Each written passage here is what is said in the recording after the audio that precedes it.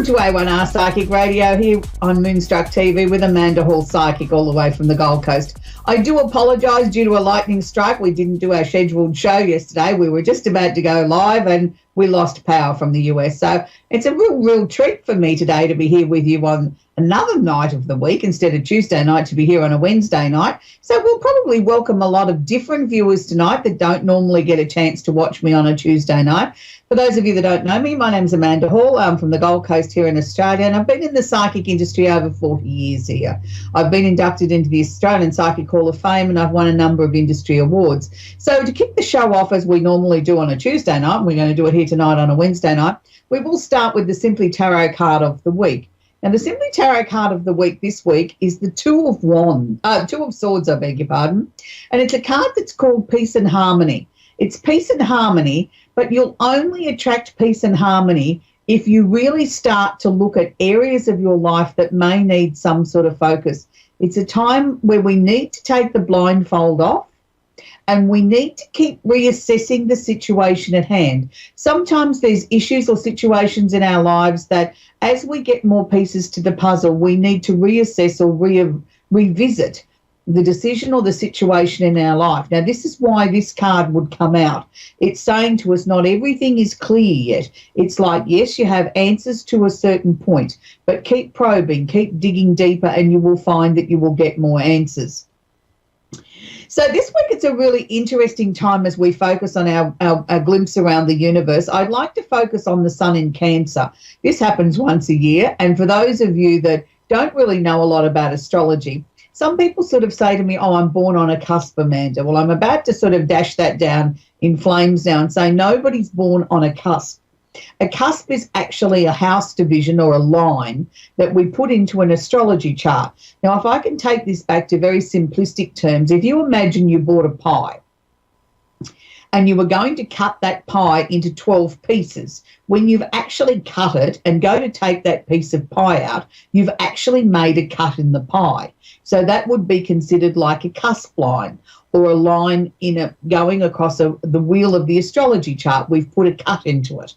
So therefore, you can't sort of take a piece of this pie and a piece of the neighbouring pie and say, I'll have a bit of this and a bit of that without making another cut.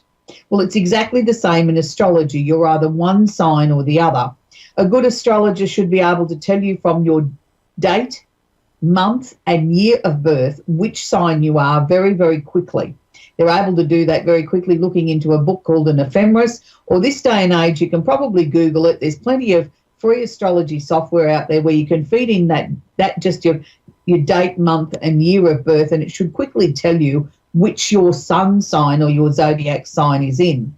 So please be aware of that, you're one sign or the other. The sun can go into the zodiac sign as early as the 16th of the month and as late as the 26th. And this is why the term loosely became called you're on the cusp. You're not, you're one sign or the other.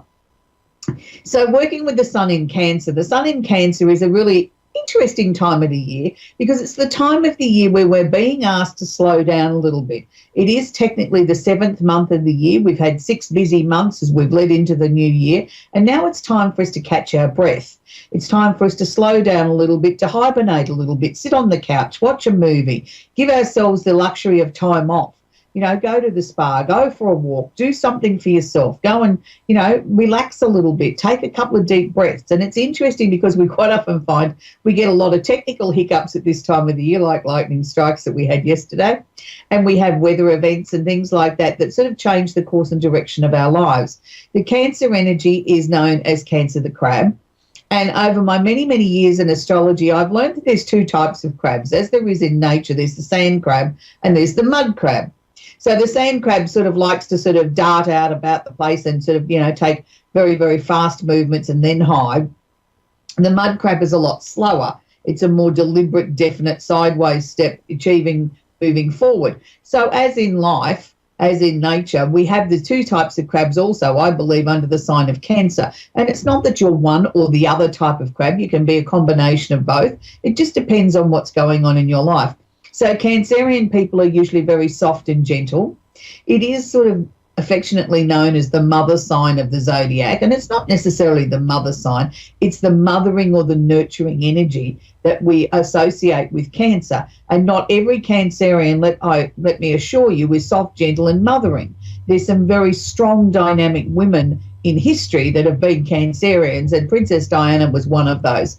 And I think her and I've completely gone blank now, the other lady, Mother Teresa, both beautiful Cancerian women, and they both had that nurturing, caring quality, but both incredibly strong, dynamic women. So don't be fooled by that soft, gentle exterior of the Cancerian. They can be as tough as nails. Cancerians are ultimately trying to achieve emotional security.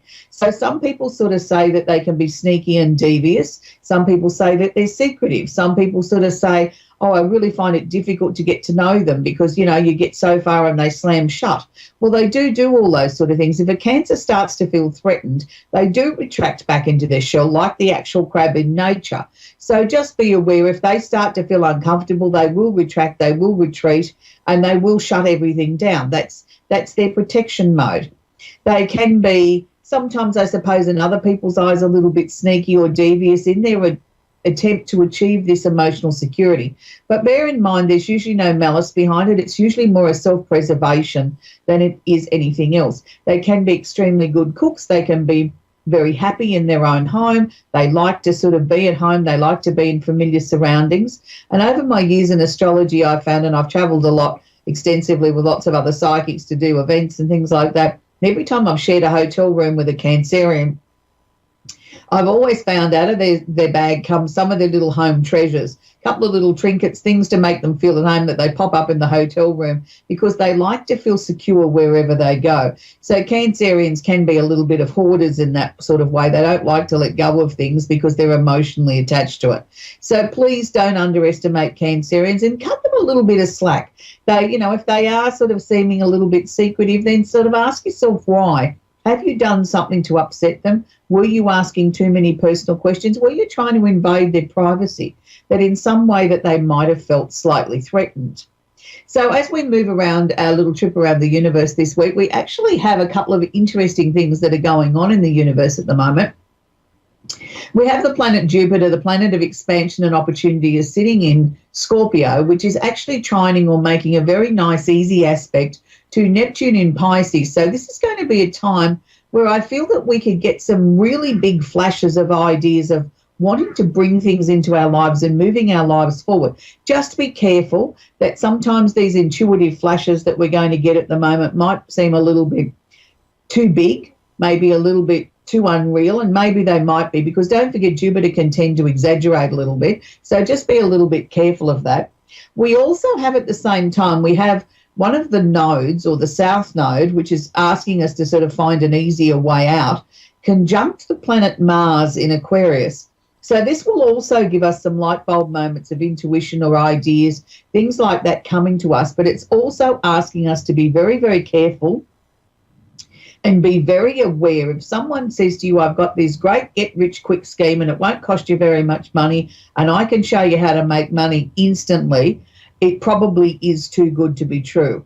We've got to be aware when these sort of ideas or these things are presented to us, if something seems like it's unreal or too good to be true, then it probably is. I'm not saying don't explore it. I'm not saying don't listen. I'm saying follow your own judgment, but just don't part with your money too easily. Make sure that if you're going to invest in something, that it is rock solid, because otherwise you could find yourself high and dry and your bank balance empty and you have nothing to show for it. So this week, as we work every week, we have in our little astrology segment, we actually feature a famous singer. And this week I'm really excited to talk about our Leo choice for a female singer is one of my ultimate favourite female singers of all time. And she's no longer with us anymore. And it was such a tragedy when she died so young. And I'm talking about the one and only Whitney Houston. Whitney Houston started with a debut single that, really a debut album that just went immediately to the charts all around the world, titled Whitney Houston. And it was one of my very first albums that I bought of hers, and I still play it today. She has sold over 200 million records worldwide. What an amazing feat. She's been, she made the best album on a debut album. She's won many industry awards, too many to mention, but I will mention one. 7 hit number ones in the Billboard charts. That's an amazing feat by anybody. And then, of course, nobody would ever be able to forget that amazing movie that she was in opposite Kevin Costner, The Bodyguard. I can't tell you how many times I went to the cinema to see that, and I couldn't wait for it to come out in video in those days, and I think I wore out a couple of videotapes and a couple of DVDs. It's still today one of my favourite go-to movies because there's so many hidden messages in that movie, but also the music, the acting, it's one of those classics that I think we'll all remember for a very, very long time. So as usual, we'll be working with our candle of the week. And this week I'm pleased to say that we're obviously working with a water sign candle because we're working with the Cancerian energy.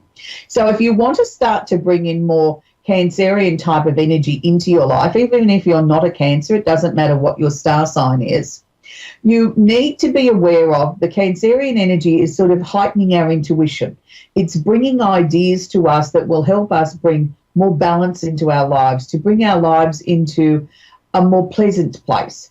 So we're looking for things that are going to make us feel more homely, feel more secure, bring more love towards us, and make us just get better decision-making happening. So if you're going to burn a candle, my extra large candles have 2 wicks. I like to light one wick one day and the other wick the next way. The reasons for that is these glass containers do get hot when you start to burn your candle, and I've found that by doing this, you not only do you less chance of, with the changes of variation in temperature of the glass container breaking, but you also extend the candle burning time. If you were to burn the 2 wicks, you'd get up to 60 hours. If you do it as alternate wicks, you will get up to 100 hours out of one candle. So that does make it very, very economical. So write your list, 3 things minimum on your list, something that hopefully you can bring towards you in the next week or two, something about 6 months, and something much further long term.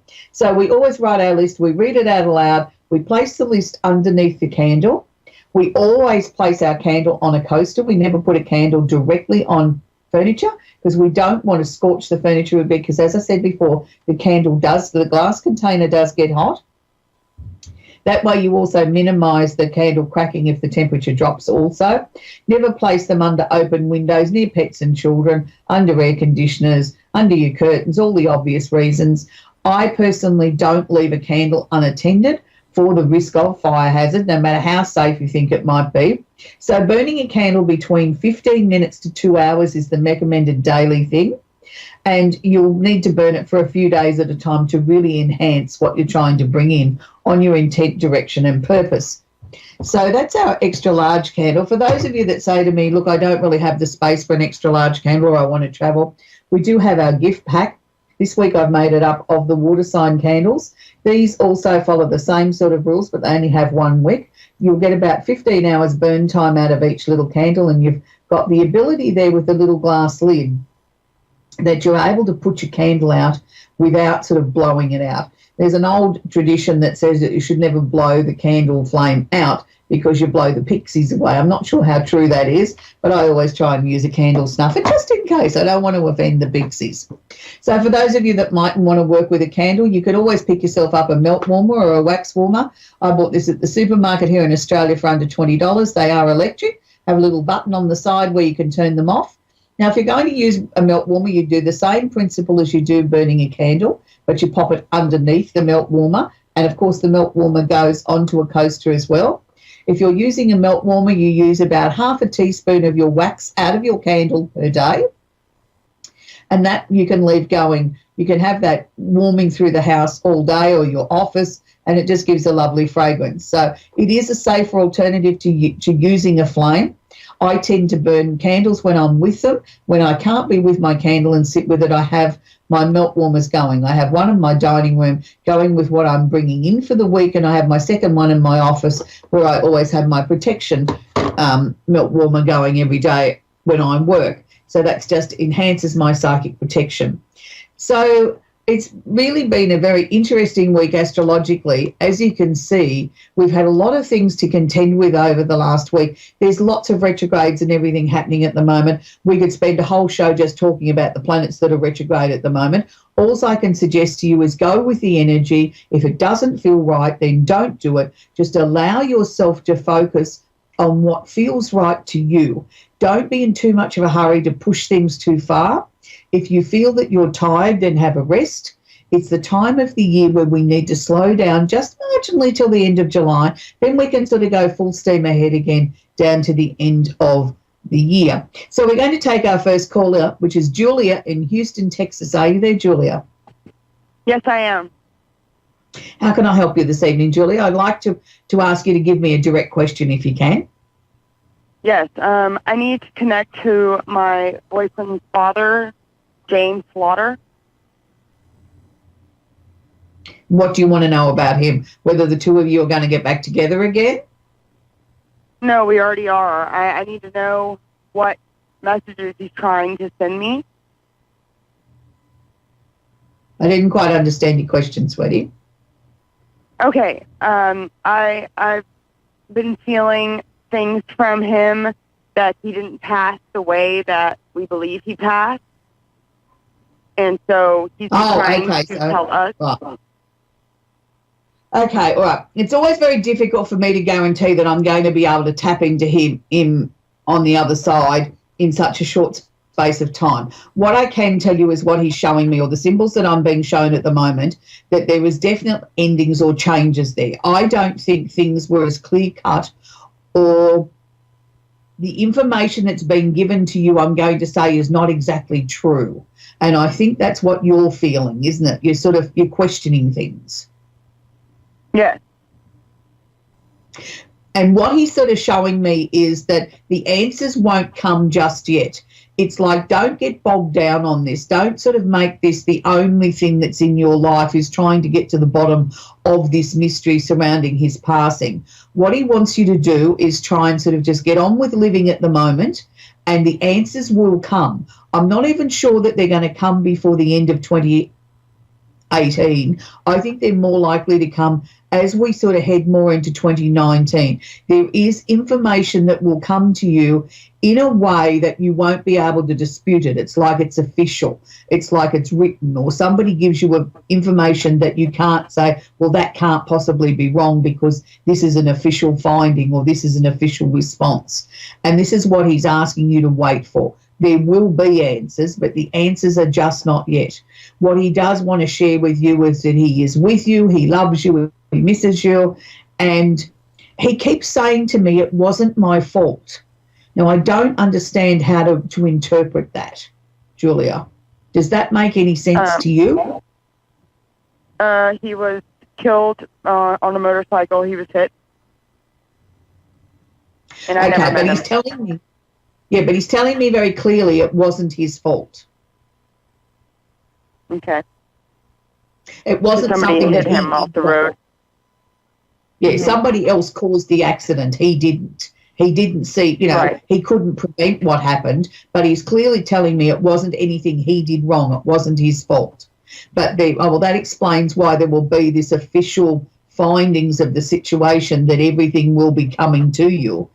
And I'm not even sure, with the way that he presented that to me, that even what's on the pieces of paper, and he's saying, well, that's what you've got to accept as this is what happened, he still sort of feels there's pieces missing out of that. I mean, no matter what anybody says, it's not going to bring him back. I mean, but he wants you to sort of try and get, closure's not a word I like to use, but he wants you to find a space that you can put this and move on. Do you know what I mean? He knows that you're still sad. He knows you're still upset. And, we're not trying to take that away from you. But what he wants you to do is to honour him in the way that he wants you to get on with life again. He wants you to try and do, put a smile on your face every day, just for him. Mm-hmm. And that way then you help heal and that helps him too. I mean, we forget that when they pass through on the other side, they go through healing, they go through the loss too. They've lost all of us. We've lost one person. So we've got to help him get to a point that he can help you more. Do you see where I'm coming from? Yes. except for I never met him. Right. Okay. But I mean, it's hard. I understand that. But, things will start to look a lot brighter soon. So you've just got to sort of keep going, Julia. I think that's the best thing I can suggest to you. Yes, it's very bright. And you will get signs from him. Each person on the other side has their own way of coming through. Some people like to flick light switches or turn the television on or turn the radio on. It's a very personal thing at how they'll connect with you. So don't ignore anything. Just say, well, call him by name and say, okay, great, I acknowledge you're here. I know you're here, sweetie, or whatever you call him, and that strengthens their connection from the other side. Anyway, it was lovely to work with you, Julia. I wish you every success for the future, sweetie. Thank you. You're very, very welcome. So I'll just keep talking while we wait for our next caller to come through. It's been, as I said, a very interesting week astrologically with all the retrogrades and everything that are happening. So we will be finding in the next couple of weeks that we'll be talking more about retrogrades, and particularly with the next Mercury retrograde coming up next month. So we have Karen in New York. Are you there, Karen? Hi, yes, I'm here. How are you? Very well, thank you, Karen. How can I help you? Do you have a question for me, sweetie? Nothing in particular. I don't know if whatever comes through to you, I guess, past one, present, future for me, whatever comes to you. I usually like to work with a question because that then gives me a point of focus. So is there something in your life? Do you want to change your job, move house, get a new relationship, something along those lines? All of the above, honestly. I'm all of the above, okay. A transition here, okay. So. Okay, well, that makes sense because what they were showing me was the sign of massive changes or doors closing around you, and they were showing me 3 areas, and it was just sort of like, well, I took a stab in the dark at the 3 things that came into my mind. Okay, so first things first, let's look at the job. I do feel that there will be a job change. I don't know that it's going to be this year. What they're showing me is there needs to be more study or upgrading of some skills before I think you actually should start looking for a job, because I'm not sure that you want to stay in the same profession. I sort of feel as if I want to get into something fresh and new, and I'm sort of seeing the change over there more likely to be around February, March next year.